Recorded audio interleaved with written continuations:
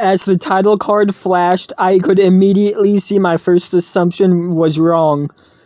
It wasn't a cheery or slightly edited build. They never had title cards. This was either finished or just ready to leave production. The title card seemed odd. I had never seen anything like it. Instead of the usual fun font they used that popped and seemed colorful, of course, to appeal more to children. It seemed more gothic, something you would see in a horror film. The words in the title card made my heart sink farther. It had to be a joke, right? Why would someone try to scare me this terribly, though?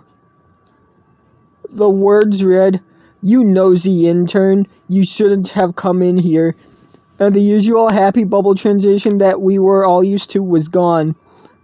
The text just melted down the screen, almost like blood running down a wall, and it slowly faded into the show from a couple of seconds of utter silence.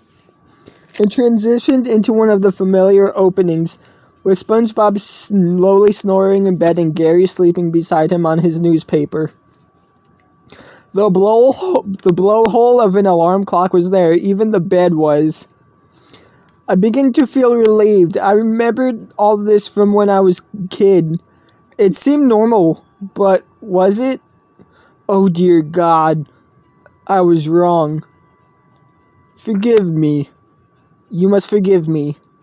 I'm choked up just writing this. I wanted to forget this, but something compels me to share my story. I was expecting the blowhole to go off and SpongeBob to start his typical routine on how bad that thing annoyed me as a kid. But it didn't come. There must have been at least just 3+ minutes of SpongeBob just snoring. Then something finally happened. It started to slowly pan into his face, oh so slowly, waiting in anticipation, just dying for something to finally happen. I would later greatly regret this decision. Oh, what I would give if it had just ended right then and there. As it finally reached deep into his face, you could clearly see his expression. It was one of horror, malice, one someone in a terrible nightmare would have. His eyes almost seemed as if they had been stitched shut. It then had a transition, not the usual fade to black or the joyful bubbles, but something altogether much more sinister. It was a fiery transition, almost like the previous screen had just burned up. By all appearances, we were now in SpongeBob's mind, in his dream, his nightmare. It appeared to be Bikini Bottom. Oh, but there was something very, very wrong. The whole city seemed in shambles, the horizon blood red, the buildings burning. SpongeBob was just walking down the road. It seemed the typical path he would normally take to the Krusty Krab. The people around him, oh dear God, I still remember it. The blood-curdling screams. At this moment, I realized that there was something very wrong. This had to appeal to children. This had no appeal to children. Hell, most adults would find this a bit morbid at this point. The scream. Oh, the scream. It was one of someone in great pain, being tortured, or slowly dying. At this point, I couldn't see who it was coming from. Just SpongeBob walking, slowly, silently, as the screaming slowly continued, getting louder and louder. Oh God, I almost wanted to claw my eyes out when he turned the corner. I saw the source of the screams. It was terrifying, horrible, inhuman. It was Patrick hammered into a stake, almost like the crucifixion of Jesus Christ. But also, his stomach. Oh God, it had been torn open. his entrails slowly leaking out. The look on his face, seeing SpongeBob, he seemed relieved for a moment, almost as if his salvation had come. His eyes began to water, just staring at SpongeBob, almost beckoning. His eyes spoke for him. They screamed, "Please, oh God, please help me." We then transitioned over to SpongeBob, and he now just stood there, staring back at Patrick, watching his friend slowly suffer and die. Patrick then began to weep slowly, almost as if he understood something that I, the viewer, did not. SpongeBob then began to open his mouth, slowly in a low, almost satanic, demonic voice.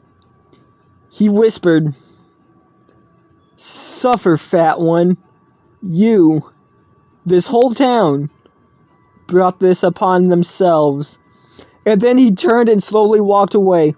At this moment, I screamed out in horror, almost praying that someone would hear me. Someone would walk in. It would cost me my internship, but anything to end this. Now, you may find yourself thinking, why don't you just stand up and attempt once more to escape? I couldn't. Something deep down inside me told me if I moved, I would regret it. I had to finish watching. I just had to. SpongeBob then continued down the road, slowly approaching the Krusty Krab. In the background you could hear more screams. Some were horrible, blood-curdling ones.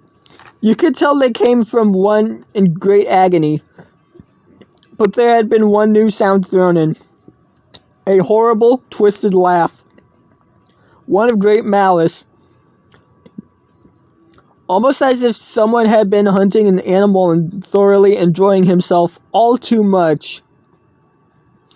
You could hear them very distinctly, fading away into the background as if they were chasing something in the other direction. You could hear them. Oh, even faded, it was still heart-stopping. SpongeBob seemed unfazed, as if he was almost used to it. You now could slowly hear clattering behind him, slowly breaking the mind-numbing silence. It sounded as if something was crawling slowly toward him. SpongeBob then slowly turned, as if he expected this, and as he slowly turned, his face slowly came into view. His eyes, they changed. They no longer seemed to be his normal, happy, joyful-looking eyes. They were blood red and full of malice, hate, and anger. One would expect this face from a demon. Hell, even the devil himself would find this look fitting. I myself now slowly began to weep with no end to this horror in sight. His eyes now fixed on something. It slowly transitioned over. It was Patrick. Dear God. Oh my God. Forgive me. No human should be forced to see that. His entire lower body was now missing, with his intestines slowly trailing behind him. The trail of blood behind him. What was left of his arms had huge holes in them, almost as if something had been torn out of them. The nails. Had he ripped them himself off the stake? His face slowly came up. His eyes beckoned once more to SpongeBob, but this time they said something different. He slowly began to speak, and I'll never forget these words. Kill me. Please. I'm sorry. We're all sorry. Just end it. Please. I can't take the pain. SpongeBob responded with a hellish tone, even worse than before. You ask for forgiveness from me? Do you take me as your God? You will receive no divine forgiveness from me. You see, it's my job to make you suffer. Burn, fat one. And with the flick of her wrist, arms hellish arms seemed to just sprout from the ground and grabbed a hold of him and tore him down into what seemed an endless, hellish abyss. All the way down, you could hear that blood-curdling scream from before. Oh God, no, no, no! Then SpongeBob slowly turned, as if nothing had happened. He even let out a small, evil giggle. By this point, I had almost been wishing for the same thing to happen to me, just so I wouldn't have to see this anymore. At this point, I was crying so hard I almost felt like a little girl. I felt weak, empty, as if I was about to throw up. As much as I wanted to, I just couldn't choke anything out. SpongeBob then slowly approached. Finally, the doors of the Krusty Krab. The path behind him. Oh God. The usual cherry path to the entrance had stakes all along it. And two of them were hammered in the corpses of our familiar favorite characters. Sandy, Mr. Krabs, Larry the Lobster, Pearl, Squidward, Mermaid Man and Barnacle Boy, Mrs. Puff, and so on. And on their faces, they all too wore that expression of utter sorrow and horror, as if they had died crying in fear of what stood before them. We then transitioned back to SpongeBob, who now reached for the door. Now something happened out of this horrible, nightmarish thing I was witnessing. The whole building began to shake, almost as if during an earthquake. The only light in the room blew out, and the power went out. I was now in the dark, alone. In the shaking building, I could hear my fellow interns flee, and the developers ran out. Without even a second thought of where I was, you could hear the car tires squeal as they raced away. Why had they been in such a hurry to escape? I then turned back to the show, almost as if I was being forced to watch. He now stood alone in the Krusty Krab. All lights were out, and there was utter silence, except for a small red glow, coming from the door that usually led to the kitchen. That oh-so-familiar kitchen where SpongeBob usually stood making his delicacies. He began to slowly approach it, slowly in silence, as he slowly turned the knob and the door swung open. Oh God, how I wish I could unsee what I saw and heard. SpongeBob faced a hellish demon of indescribable horror, burning in a portal to what seemed to be hell itself. Was this the devil? Oh God, the fear that came over me in that moment as its mouth slowly opened. Did you make them suffer, son? It asked in the most hellish tone imaginable. One of extreme rage, anger, malice, hatred. SpongeBob replied, slowly saying, almost afraid to reply, Yes, Father. They cried, suffered, and burned. A feast of souls awaits for you below. It replies simply, Good son. Now back to your cage, and be gone with you. And at that moment, I finally threw up all over my own lap. Something began to emerge from SpongeBob, and his body almost slowly deflated. It almost seemed to be a human, a dog, something. Oh God, I can't even find the words. It crawled toward the portal, and with a swift kick, its father kicked it into what appeared to be hell itself. Then it turned slowly and looked at me, the viewer, and slowly it mouthed something so subtle, so quiet, but chilling to the very core. It seemed as if it was speaking to me. It said, Oh, don't worry, your world is next. It'll suffer at your hands, as this one did at his. It slowly transitioned over to SpongeBob, or what was left of his corpse. Just skin. Or you'll all atone for what you have done. All of you. You're next. And with that, the computer itself slammed shut, and burst into flames as it slowly burned. I could only weep at this. This horror. This couldn't be real. Nick! Nick! Wake up! My eyes slowly flashed open. I was in the break room on the floor. Above me stood my friend Tina, who said, "Oh, thank God you're okay. You just collapsed. You've been out for about 5 minutes." My whole body was rattled, broken almost. Turning to her, I had this uncontrollable urge. Turning to Tina, I said, "Don't thank God on this day. He won't save us. He has abandoned us, his ambitions, his failed creations." Tina looked aghast, horrified. She ran out screaming. I quickly got up and quietly left. And here I sit, writing my story of the day, calmly. Maybe now I accept my place. And oh, I have work to do. Isn't that right, Tina? Slowly turning to her dismembered body. You're next. I end with this. I'm coming. I am his chosen slayer for this world, a messenger of hell itself. And oh, I am coming for you, each and every one of you, and you'll never stop me. Don't try to run or hide. I'll find you.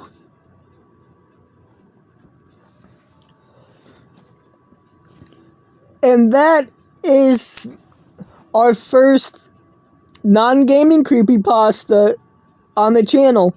Not only is it our first non-gaming creepypasta, but our first lost episode creepypasta. Now, yes, it does suffer from some cliches, like, you know, a Nickelodeon intern stumbling into a room all by themselves watching an episode of SpongeBob that very obviously doesn't exist. No. But, yeah, at the same time, it's actually not bad. Like, it does suffer from Squidward suicide syndrome, and definitely most likely kind of like an homage to Squidward's suicide, but at the same time, like, its own thing. And that I can honestly, like, respect, because, again, it is cliched, but at the same time, like, it is actually pretty horrifying when you think about it. Like, Patrick being pretty much being crucified and having to rip off his own body just to escape his torment. And then SpongeBob, or what we could say as the son of Satan, not really SpongeBob, but the son of Satan, finishing the job and literally killing Patrick right then and there. Like, that is horrifying. And that's honestly one of the best things about this creepypasta. Like, unlike Squidward suicide, it showed off, like, dead children, stuff like that, but no, we didn't have any of that. We had, like, genuine horror, like, stuff you would see in, like, a slasher film from, like, Nightmare on Elm Street, or Friday the 13th, or stuff like that.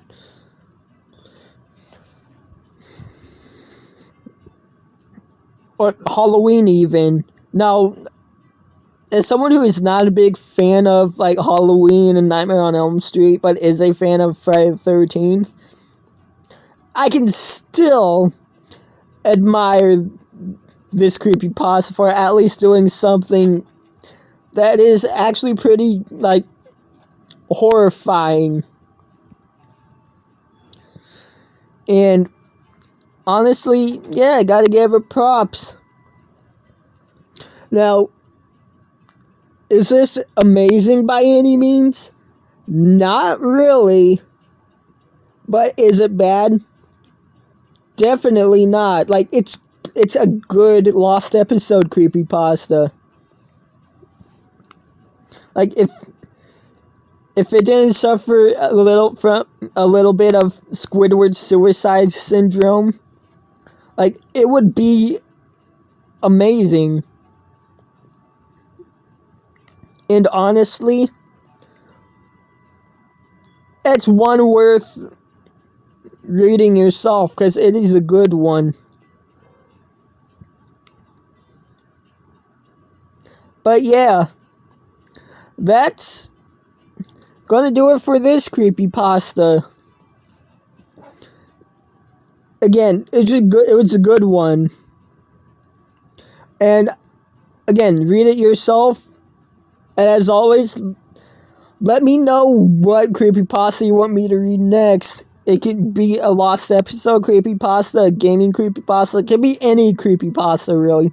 I'm not reading Jeff the Killer, though. Or any story like Jeff the Killer. I'm not reading any of those. But yeah, honestly, thank you for watching. In next week's creepypasta, you'll just have to wait and see.